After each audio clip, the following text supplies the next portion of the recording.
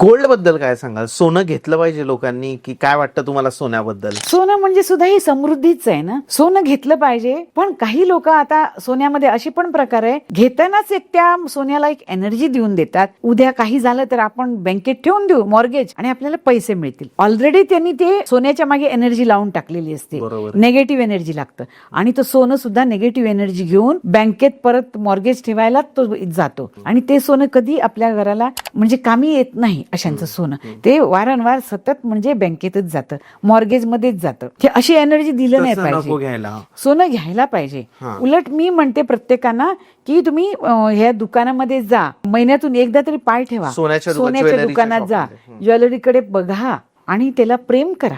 ती समृद्धी आपल्या रूट चक्रापर्यंत येईल.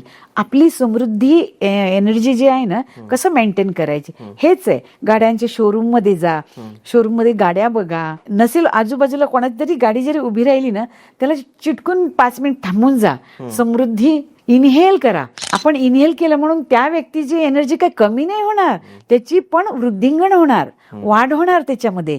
कारण की आपल्या आत्माचं ब्लेसिंग त्या मालकाला पण भेटत असतं. बरोबर आहे. हे डबल होतो फायदा आहे. लोकांना हे कळत नाही. आपण ती एनर्जी घेतली म्हणून त्या ज्वेलरवाल्याचं दुकानाचं काय एनर्जी कमी होते का? होत नाही. आपली पण वाढते, त्याची पण वाढत असते. संपूर्ण व्हिडिओ बघण्यासाठी YouTube वर जाऊन बँटर विथ चेतन सर्च करा.